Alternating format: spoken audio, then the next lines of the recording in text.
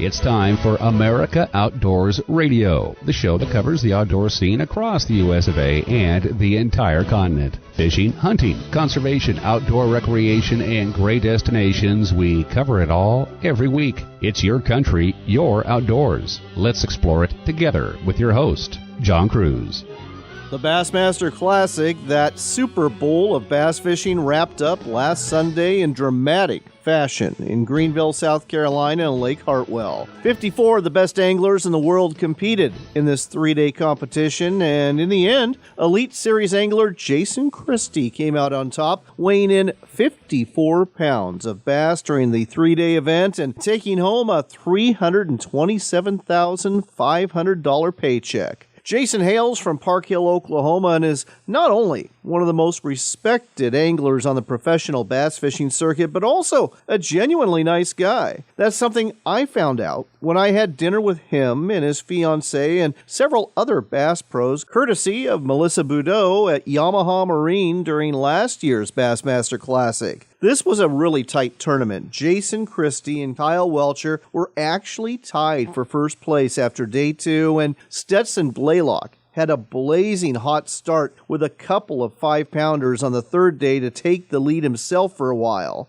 In the end, though, Christie came out on top. Welcher came in a close second, followed by Blaylock. Then Justin Hamner from Alabama. And as for fifth place, that was none other than Chris Johnston, the angler I got to spend a practice day with at last year's Bassmaster Classic at Lake Ray Roberts in Texas. To all five of you, and especially to Jason Christie, congratulations. This is quite an accomplishment. This week on America Outdoors Radio, we're going to talk to one of the anglers who fished the Classic and who did quite well. His name is Taylor Smith. He got to the Classic through the Working Man's Weekend Warrior route, the Bass Nation Tournament Trail, and he'll tell you more about his experience during the final segment of our program today. Another angler we'll talk to is Bob Denon. He didn't fish the Bassmaster Classic, and he doesn't fish too many bass tournaments either, but he does love fishing, and he just bought himself the Bass Pro Shops Cabela's King Cat USA Tournament Trail. Bob will tell you where the King Cat Tournament Trail qualifiers are taking place this year before culminating in a big payday for a couple of anglers at the King Cat Classic in Alabama this November. Bob also has some big plans to grow this tournament trail and get it some exposure on TV as well. If you're a catfish angler with a competitive edge, I think you'll want to hear more about this. On the hunting side of the field, I got a chance to talk with my old friend Jason Rousneville. I met Jason, about a dozen years ago when he was working for Ducks Unlimited in the western U.S. For the past few years, though, he's had a new job as the executive director of Pope & Young, that organization that promotes bow hunting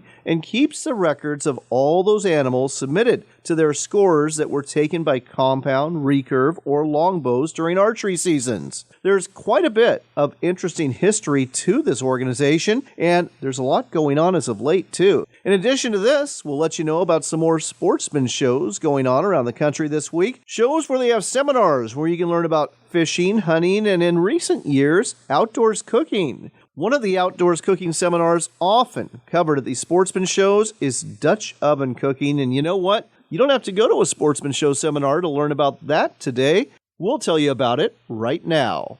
Next up on America Outdoors Radio, let's talk Dutch oven cooking. Anyone who's had a cobbler out of a Dutch oven knows how delicious this can be, but how do you go about using a Dutch oven to cook? Well, we've got somebody who can help you with that. His name is Brooks Hansen. He's the public relations manager from our friends at Camp Chef. Brooks, great to have you back on the air. Hey, John, thanks for having me. Excited to hop on and talk Dutch oven cooking with you today. Well, let's call this a Dutch Oven 101. You know, a lot of folks see the Dutch oven in the store, and a lot of folks have probably bought one, but haven't used it yet. And the fact of the matter is, you need more than just the Dutch oven itself, don't you? You do. I mean, it's the starting point is you've got your oven, and then you're probably going to need a few things to start cooking with, whether that's lump charcoal or just charcoal in general, so you have your heat source. But there's some cool things from Camp Chef that we have that would fit right in there, like a charcoal lighter basket, our lid lifters, a pair of heat gloves, which are really nice, so when you're dealing with the hot lids or handles. And then I think a lid lifter is key, although just use that lid lifter to lift the lid off to serve it, because if you're looking, you ain't cooking, and you want to let that oven continue to do its thing while it's cooking. And then also probably some Dutch oven liners. Liners make cleanup quick, easy, and eliminate that mess. All right, so you've got all this and maybe a trivet too to put that Dutch oven on once you get it off the fire. Let's talk about how to use briquettes, especially with this charcoal lighter basket, to cook things in your Dutch oven. So you want to get your charcoal hot. And with the lighter basket, you can fill it about half full of briquettes.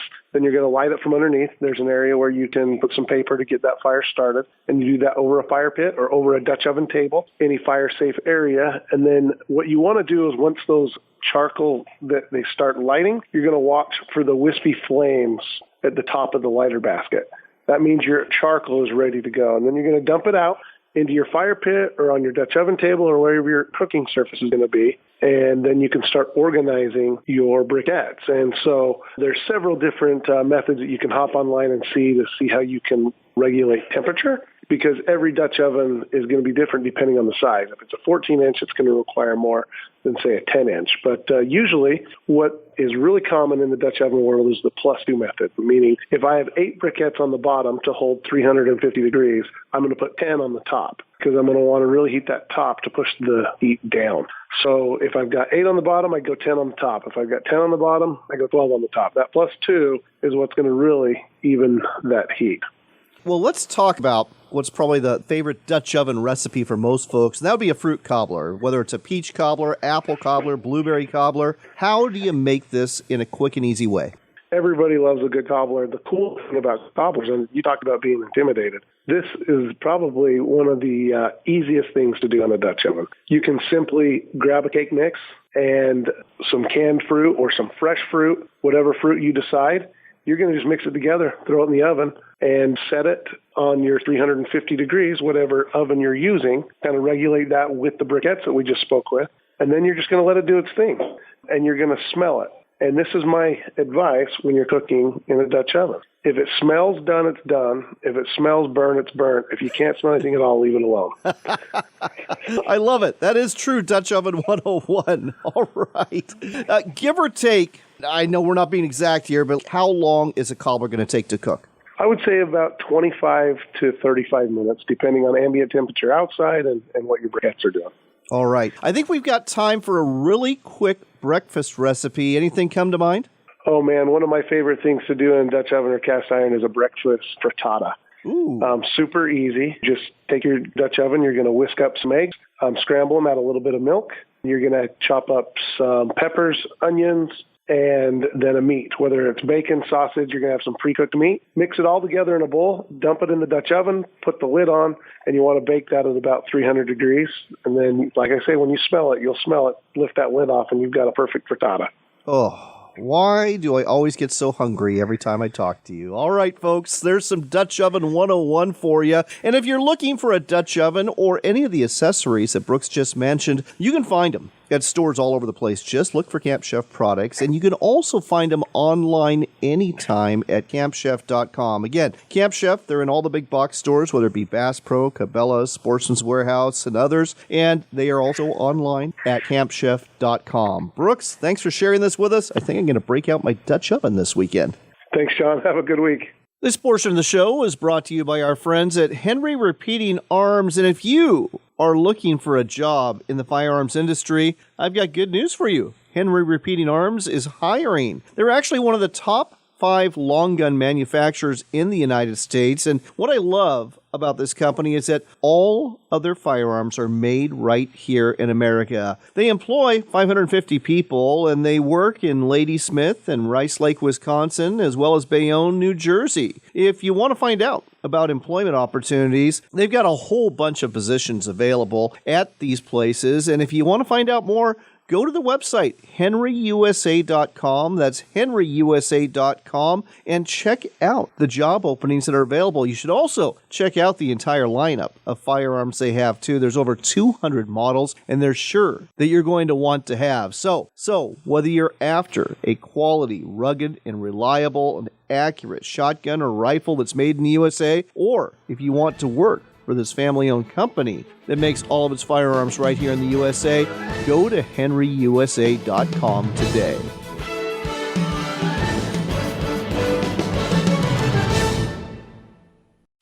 This is the time of year to get out and cook out. So make your next meal sizzle with Camp Chef, the brand known for quality outdoor cooking. From camp stoves to cast iron, from smokers to grills, Camp Chef will change the way you cook outdoors. To eat like a king on your next adventure, go to campchef.com or visit your local sporting goods store and get cooking. Whether you're serving breakfast in the backcountry or barbecue on the back patio, savor the simplicity with Camp Chef. Camp Chef, the way to cook outdoors. Ready to step up to a quality-built rifle or shotgun that's a true classic? Check out Henry Repeating Arms, American-made. There's over 200 models to choose from in a variety of finishes and calibers for hunters and target shooters. Many of these are lever-action models with a look right out of the Old West. Don't be deceived, though. Henry Repeating Arms are modern, rugged, accurate, reliable, and have a lifetime guarantee. Find out more and order a free catalog today at henryusa.com. That's henryusa.com. Hunting and fishing are exercises in hope. Before you head into the woods, you hope to tag out on a deer you'll have to field dress. Before you make that first cast, you hope for a big fish to clean and fillet. When your hopes are realized, you'll need a sharp knife. Whether you sharpen that blade on a power sharpener in the shop or a manual sharpener in the field, WorkSharp has the tool for you. Look for WorkSharp products in sporting goods stores near you or online at WorkSharpTools.com. Backcountry Hunters and Anglers is the voice for your public lands, waters, and wildlife. From the Canadian Yukon to the Florida Everglades, we're stepping up to conserve North America's public lands, defend our hunting and fishing traditions, and expand access to the outdoors. Find out how you can get involved at backcountryhunters.org.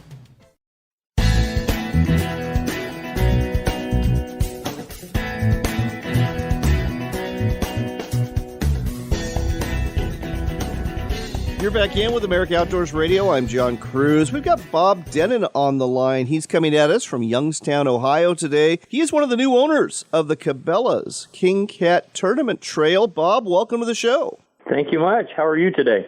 I'm doing well. So before we get into some of the details about the King Cat Tournament Trail, what made you want to go buy this tournament trail? Kind of a funny story. About 6-8 weeks ago, maybe a little longer, 2 months ago, I'm just a very strong crappie fisherman. I do a lot of the crappie tournaments across the United States. And I've always wanted to get my feet kind of into the outdoor community a little more. And so the opportunity came. We looked at it, nonchalantly kind of looked at the King Cat, and then started to look at some things. And I realized that it had better days than what it's had over the last 2 or 3 years, and decided to kind of look at and see what we could do if we could rebuild an actual national trail the way it needs to be. And so the more we started to look into it, the more we started to understand we got the right team put together, we could really bring this thing to a position of what we need to. My son, Andy, runs a media company called Replay Media Group, and we do some outdoor TV shows. And so we started to look at how could we add the TV show to the actual trail. And when we started to put one on top of the other, it looked very, very promising that within the next couple of years, we think that we could get it back to a very strong national trail. And so that kind of pushed us over the edge and said, let's do this thing. Oh, this sounds really exciting, especially with the TV component factored in there. All you need now is just radio, but we'll talk about that some other time. Let's talk about let's talk about the tournament trail ahead. So you've got 9 events that are happening this spring through early fall, and then it all culminates in the Cabela's King Cat Classic on the Tennessee River in Decatur, Alabama, November 4th and November 5th. Are these new dates that you came up with, or are these dates that were already established? No. These were dates already established, and so we're going to continue those contracts for this year, for 2022. In fact, we're in the middle right now of talking with some of these locations. They're already interested. A few of them have already sent us contracts for next year. They're pretty excited about what we're trying to do as far as where we're going to be taking the trail. And so 2023, we're looking at a little differently. We're going to try, especially with the way the gasoline prices are and stuff like that, we're going to try to get it to the place of where there's 4 or 5 within each other, and then move it into different spots of the United States so that our anglers will be able to, fish for the points race without traveling, 14 hours to get to a body of water that we're at. Well, in this day and age, I think that's a great idea. And folks, if you're wondering what states the King Cat Tournament Trail is in this year, we're talking about Tennessee, Ohio, Alabama, Illinois, Kansas, South Carolina, and Missouri. Do you see expanding outside of that in 2023? We do. We're probably going to schedule 12 regular qualifiers and then have the Classic next year. We're not going to be doing a regional setup per se with points race and stuff like that, but we're going to try to set up at least 4 locations within a 350-mile radius of each other, and then move to a different section of the United States, and then bring the Classic around somewhere in a neutral location between those 3 or 4 locations that we're looking at. Now, I know one of the challenges on the King Cat Tournament Trail has been, you mentioned the dates, and I'm going to guess that this has something to do with the weather and the water conditions. There's been several tournaments in the past where, anglers have been dealing with flooded waters, which is always a huge challenge, or really severe weather, which is also a severe challenge. Is that what you were talking about when you're talking about changing dates? We're looking at that generality, as far as when we're looking at the weather, as far as what the weather could be. Of course, you have more river flooding in the spring than you do in the summer or even in the fall. And so sometimes you have to look at different locations within the United States and say, okay, what's our odds of having a river flooding happening at this time? You're always going to have to deal with weather. But probably one of the biggest things is if we get on a body water, say the Ohio River, and it's 23 feet up, it's a little hard to have a safe tournament with those kind of conditions. Now, some you can do better with the higher water because of the current, but overall, when we're looking at the dates, I'm looking at trying to spread it out like we did this year with as many as we can have, but spread it out where we don't have back-to-back, just in case we have certain people that are wanting to travel and do more than just what's in their area. Let's talk about the incentives to fish this tournament trail. You got the local events. You're trying to get your points. You're trying to qualify for the King Cat Classic. How does that all work? Well, again, each qualifier, if you fish 4, you automatically get qualified for the Classic if you fish 4. The next one would be the top 3 will automatically qualify out of each tournament. And then, of course, each of those individuals will bump down. So if someone's already qualified, then you go to the next 3 after that. And so when we look at the qualifications, you have to either fish so many or you have to finish in the top 3 and then get bumped down on that is what we got to do. One of the things that we're doing for the Classic this year, of course, is we've hooked up very strongly with Lowe Boats, and they're going to be giving 2 boats away. We're going to be able to give 2 boats away at the Classic. Nice. They're around $44,000 to probably $50,000. We're looking at doing some stuff on the boats as new owners and fully equipping them. So just out of the 2 boats and way that's going to be, the Classic winner is going to get 1 boat, and then the points race winner will get a boat, whoever wins the points race. And what we're going to do is if the Classic and the points winner is the same person, then we're going to bump down to number 2 in the points that will get that second boat. Gotcha. And then, of course, we're doing 100% payback for the tournament. The entry fees are $300, but it will be 100% payback, and we're going to be able to certify that at each captain's meeting the night before of what exactly the payout's going to be. And then we're looking at doing a couple special things. We're not able to talk about it right now for the Classic, to also get some cash to that number 1, not just the boat, but also some cash to maybe the top 15. And then we're going to be doing an Angler of the Year or a Rookie of the Year. Probably Rookie of the Year would be a better way to identify it. And that'll be someone that doesn't have a lot of experience that's fished our trail that will be voted in as the Rookie of the Year, and they're going to be getting a prize also. The neat thing about the TV show is that Classic winner gets their own episode on the TV show. The points race leader gets their own episode as the points race champs. And then the Rookie of the Year is going to get their own TV episode out of a 13-week episode. And we're going to be on Pursuit to start with. We've got a contract with Pursuit Channel for right now, plus some other ones that we're in negotiations with right now. So we'll probably go on several different networks before the end of the year that we're working on with that. Well, I'll tell you what, exciting times are ahead indeed for the Bass Pro Shops and Cabela's King Cat Tournament Trail. Folks, if you want to find out more about this and find out about participating, then go to the website. You'll find it at King Cat, that's with a K, KingCatUSA.com, KingCatUSA.com. Check out the upcoming tournaments. The first one is April 9th on the Cumberland River in Clarksville, Tennessee, and there's a whole slew of them after that, and again, culminating in the King Cat Classic on the Tennessee River in Decatur, Alabama, November 4th and 5th. And who knows, you listening today might be the lucky angler who's going to win one of those boats from Lowe and maybe a whole bunch of cash too. Bob, thanks so much for sharing this with us today. Okay, take care. This portion of the show was brought to you by our friends at WorkSharp. And whether you are needing a powered knife and tool sharpener or a manual knife and tool sharpener, you're going to find what you need at WorkSharpTools.com. And WorkSharp products are also found in quality sporting goods stores, hardware stores, and ranch and home stores all over America. And the reason that they are so popular is because they're really handy, not just for sharpening knives, but also for sharpening tools. And with spring here, let's face it, you've probably got a lot of tools that need to be sharpened, and especially those powered knife and tool sharpeners from WorkSharp, they will help you do just that. So you can make quick work of that yard work this spring and get to doing something a little more fun.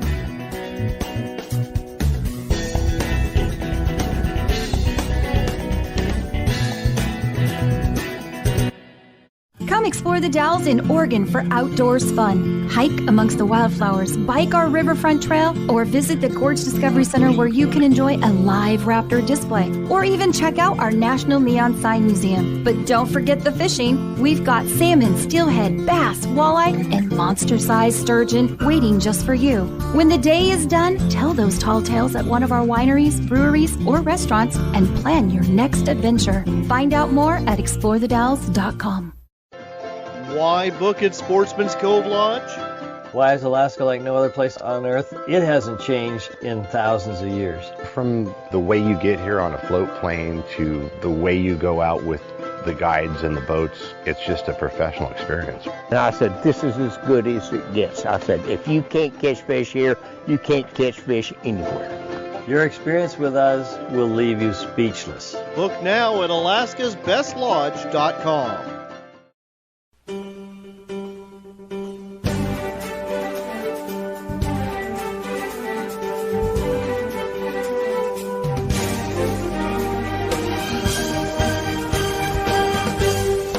Welcome back to America Outdoors Radio. I'm John Cruz. We've got Jason Rousneville on the line. He is the executive director for Pope & Young. And if you're not familiar with this organization, you really need to be, because they're doing some great work when it comes to our world of hunting. Jason, welcome to the show. Thanks for having me, John. Happy to be here. So let's start off with a little history lesson here. Regarding the Pope & Young Club, who was Pope and who was Young? You know, Pope's the one on the left.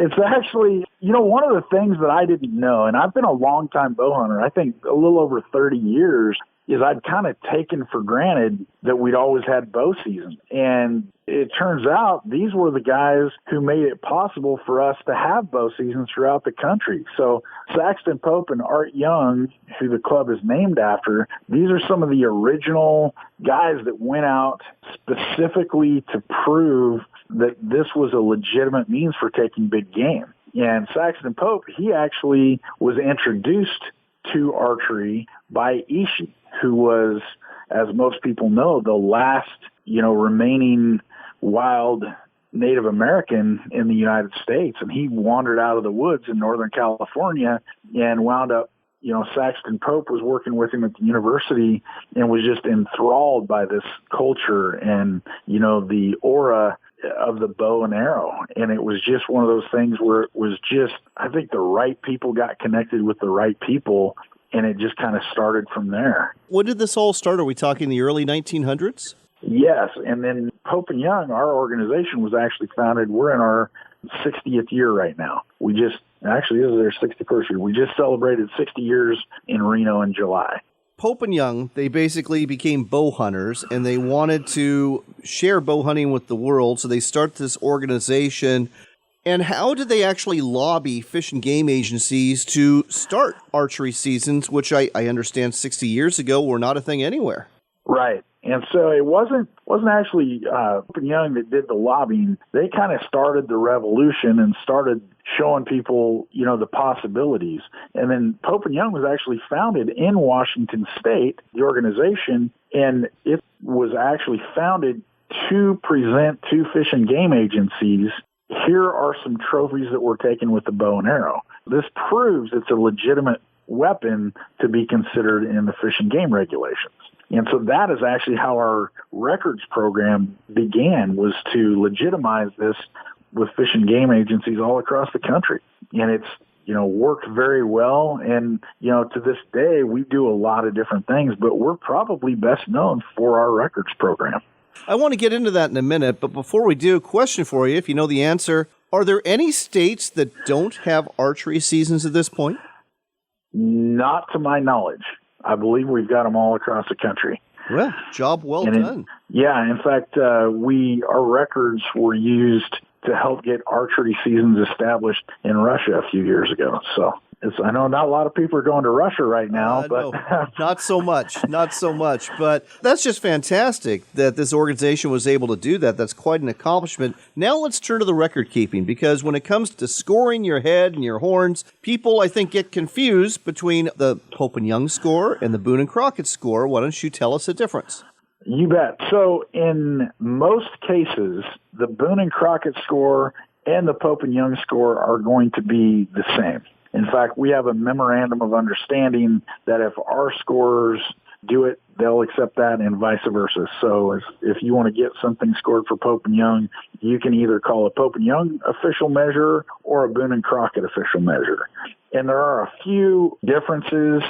Number one is the way pronghorns are scored. And then another one is Pope and Young actually accepts velvet entries where Boone and Crockett does not. Oh. But overall, very similar scoring. Our scoring system is based off of theirs. And in fact, last year, we just did a combined measuring manual between both organizations. So it is going to be the same. Okay, here's a question for you. Pope and Young, do they only record animals that were taken with archery equipment? Only bows. Yep, it has to be taken with bow and arrow. And Boone and Crockett takes both? Boone and Crockett, and I teased the guys over there about this. I was like, Pope and Young's a hunting organization, but Boone and Crockett, they'll just take anything. They're like, well, I was like, well, if I hit it with my car, will you take it? And they're like, come on, Jason. So they're a records organization, so they will take it regardless of method of kill. If you find it, if it's taken with a rifle, bow, they'll even take crossbow stuff. So. Gotcha. And that was actually my next question. Pope and Young, when it comes to crossbows, I know that there's some feelings about that in the hunting community, whether crossbows should be allowed or not. Does Pope and Young support the use of crossbows when it comes to bow hunting? We support all legal methods of hunting. Our official take is that a crossbow is not archery equipment. And then by archery equipment, it has to be a vertical, hand-drawn, handheld bow. So we're talking recurve bows, we're talking compound bows. Yep, recurves, long bows, compounds, any of those are great for us. Are you seeing the ranks of hunters during this COVID pandemic increase, especially on the archery side? And are you seeing that translate to more members too?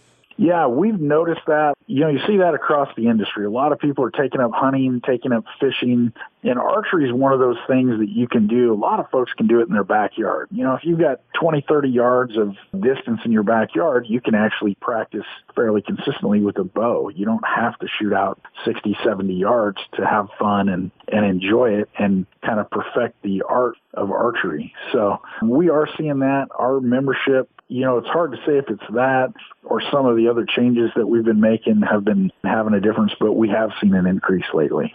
There's 3 pillars of Pope and Young. At least that's what I see in the brochure. Preserve, promote, and protect. Briefly, you got about a minute here to go through all 3 of those, what that means. So for us, we just kind of focused on that this past year. And so we broke it down to those 3 things. Preserve, we hit that with the records program and the museum that's moving to Springfield, Missouri, the National Bow Hunting Museum. The promote, we do that in a number of shows, mountain archery festivals, S3DA, all across the country. And for the protect, this is something that we feel, we're the voice for bow hunters in North America, and there are attacks on bow hunting almost every day. So we like to make sure that we have a voice in that say, whether it's the primary voice or whether we're backing somebody else up, so that we just make sure that bow hunters have a say when our seasons are being threatened. Final question. Give me the 30-second elevator speech about why our listeners should join Pope and Young.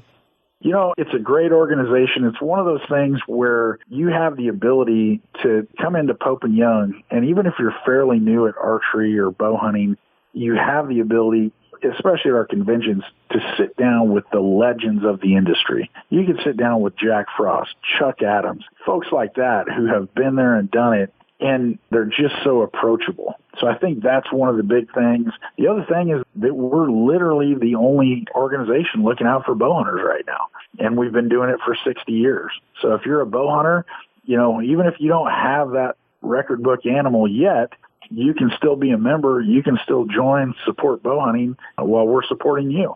Great elevator speech there, and great reason if you're a bow hunter or want to be a bow hunter to join the Pope and Young Club. You can find out more and join today by going to pope-young.org. That's pope-young.org. Jason, great chatting with you again. Look forward to doing so again in the near future. Absolutely. Thanks for having me, John. Sure appreciate it.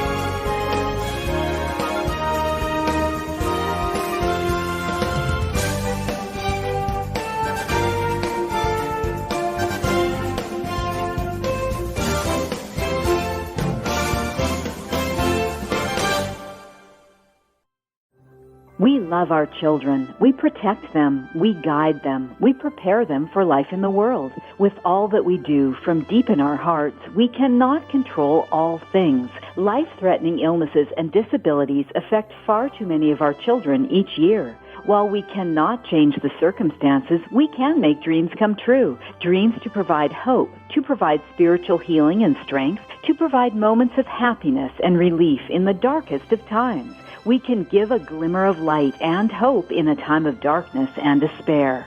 Join huntofalifetime.org to help make dreams come true, to provide hope for children with life-threatening illnesses and disabilities. Hunt of a Lifetime is a non-profit organization fulfilling dreams for hunting and fishing trips to youth 21 and under with life-threatening illnesses and disabilities. Visit huntofalifetime.org to learn how you can make a difference. That's huntofalifetime.org. We've been telling you about Sportsman's Cove Lodge in Southeast Alaska for a while now, and there's a reason. They are the only Alaska lodge we talk about in this show. It's because they're truly Alaska's best lodge. The adventure starts with a float plane ride from Ketchikan, after which you'll get the chance to experience some of the best hospitality, food, and wonderful people you'll ever meet. Wildlife is abundant, from bears and deer to eagles and whales, and let's not forget the reason you're here, the fishing. Halibut, salmon, lingcod, rockfish, true cod, and more. It's all waiting for you in abundance at Sportsman's Cove Lodge. Book your trip today at alaskasbestlodge.com. That's alaskasbestlodge.com for Sportsman's Cove Lodge. Country hunters and anglers. You may have heard of us, but what are we about? BHA is the voice for your wild public lands, waters, and wildlife. From national level policy work to boots on the ground projects like public land cleanups, we work across North America to uphold the legacy of our public lands and waters, as well as your opportunity to hunt, fish, and recreate on them. Stand up for public lands and waters and become a BHA member today. Visit backcountryhunters.org. Hi, I'm Craig Boddington. I've written about hunting for 40 years, much of it in bear country. I trust my life to bear spray because the research is in. It stopped bears 92% of the time and prevented injury 98% of the time. Bear spray requires less accuracy and won't harm your companions or the bear. Carry bear spray in bear country. Keep it accessible and practice. Mike Lindell, the inventor and CEO of MyPillow, wants to give you even more incredible discounts. If you go to MyPillow.com right now and click on the radio listener special, you'll see an incredible lineup. In fact, right now, it's the bedding sale. 50% off the following: sheets, a 2-inch mattress topper, sleepwear, blankets, quilts, comforter. I'm Ken Matthews. I'm a big fan of Mike and a real big fan of MyPillow.com. That's where you need to go, by the way. You go to MyPillow.com, you scroll down till you get to the radio listener specials, then you click on it. That's where you're going to save big when you enter the code KEN. That's my name, Ken. For example, a full-body pillow, regularly priced $117, now only $39.99. Made in America, comfortable, luxurious quality from my friend Mike Lindell at MyPillow.com. Enter promo code KEN. MyPillow.com, promo code KEN.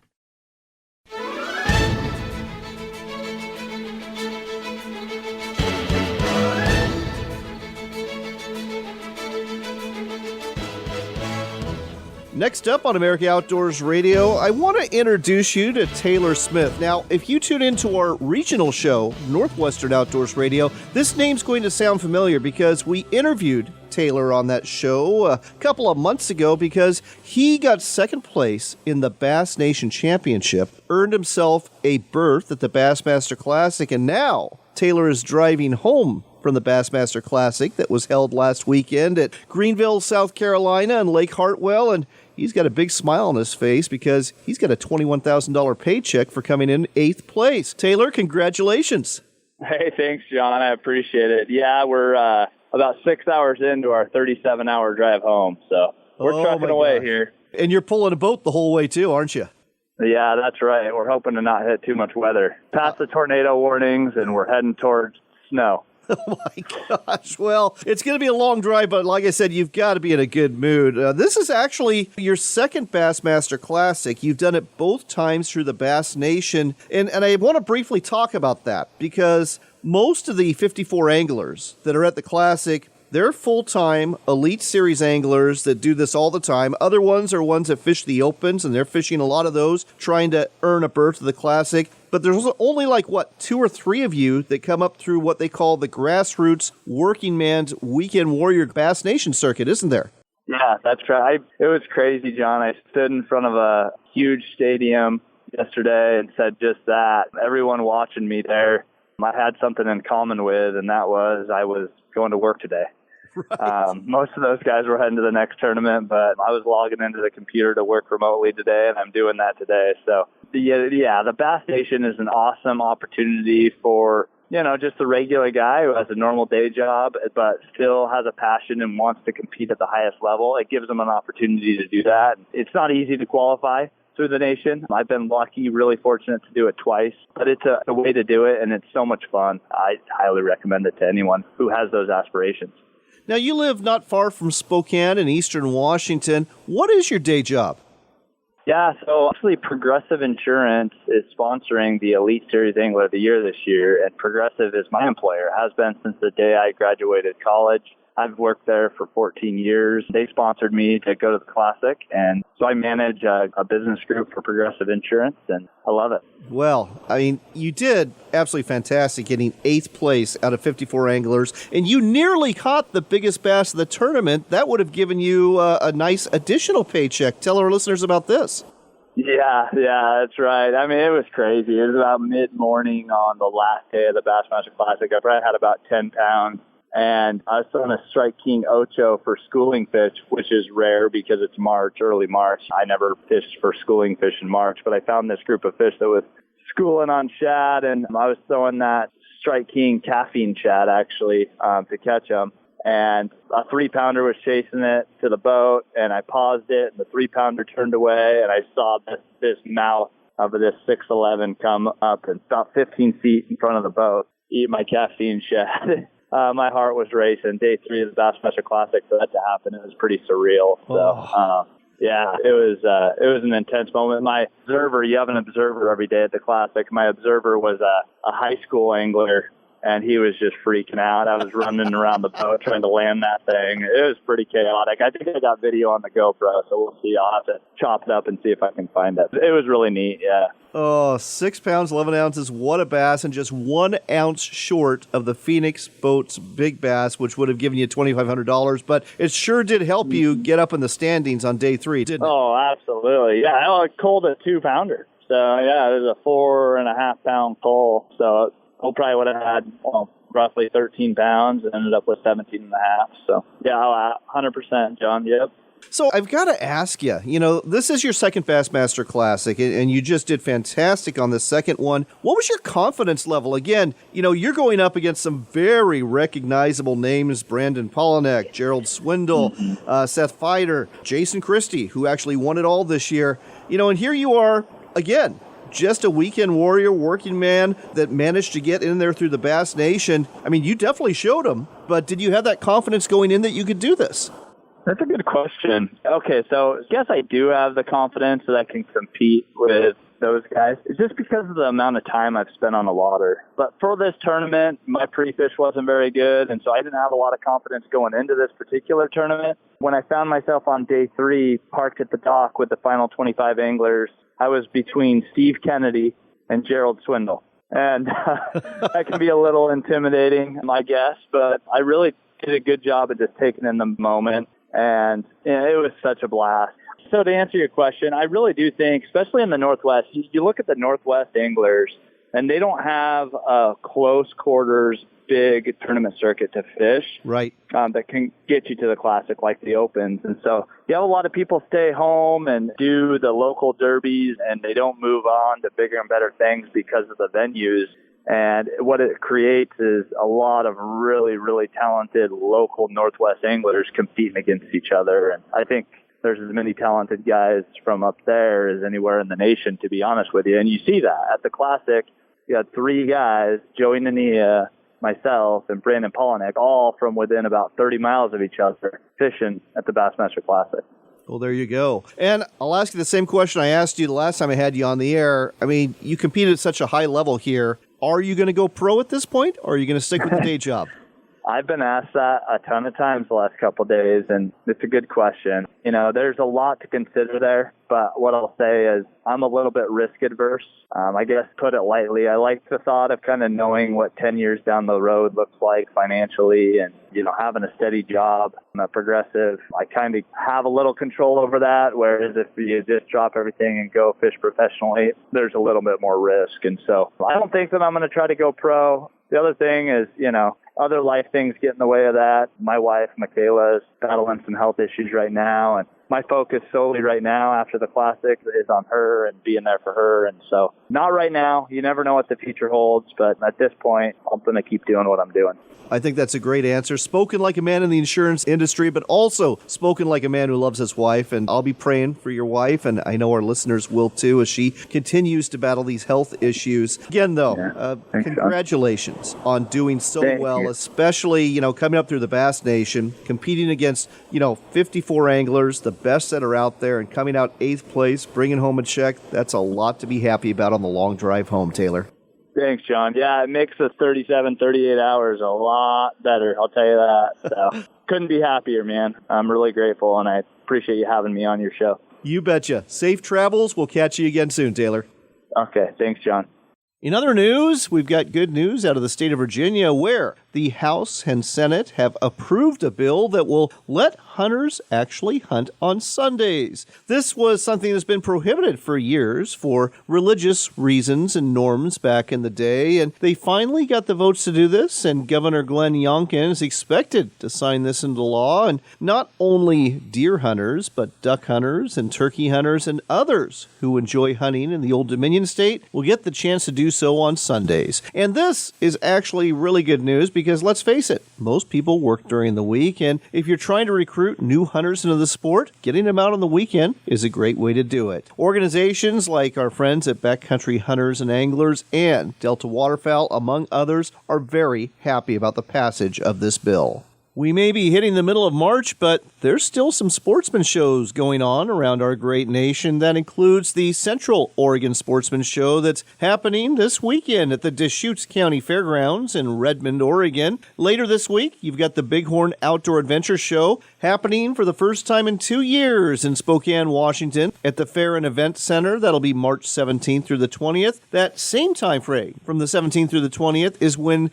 the International Sportsman's Expo is taking place near Salt Lake City at the Mountain America Expo Center in Sandy. That promises to be a good one, as does the ISE show in Denver the following week, March 24th through the 27th at the Colorado Convention Center. Heading to the Midwest, the Open Season Sportsman's Expo, formerly known as the Deer and Turkey Expo, goes off at the Bricker Building in Columbus, March 18th through the 20th, and another Open Season Sportsman's Expo will happen the following weekend, the 25th through the 27th, at Wisconsin Dells in Wisconsin. Finally, we've got the Maryland Sportsman Show for you. That one is happening at the Howard County Fairgrounds in West Friendship, Maryland on the 26th and 27th. After that comes the month of April, and frankly, it's time to get out of those convention centers and into the field and onto the water to enjoy some hunting and fishing and outdoors fun. And with that, we've got to wrap things up for today, but here's hoping you are blessed in the days ahead, and here's hoping that you can find some time even before April to get out there and have some fun.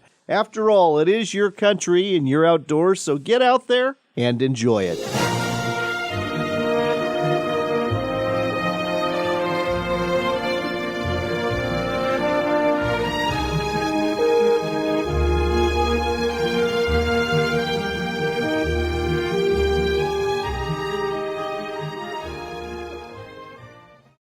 A sharp blade makes short work of any project you have in the outdoors, in the kitchen, or in the shop. Hone your knives and tools with quality power and manual sharpeners from WorkSharp. Find out more at WorkSharpTools.com.